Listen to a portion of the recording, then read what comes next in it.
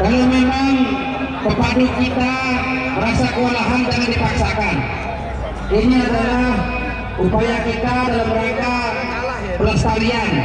Kita berdoa saja ya, jangan sampai terjadi hal-hal yang tidak kita inginkan bersama terhadap pepadu kita.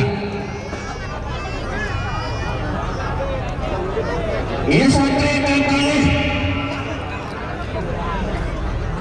Pantai Hitam datang sakti Adiluhu Purwaru. Siapa Pantai Hitam di Kedurian Tubahir Haradira.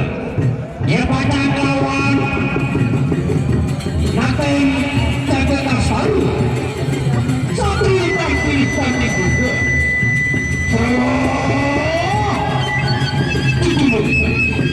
Siapa ini yang sedang buat di Terawang?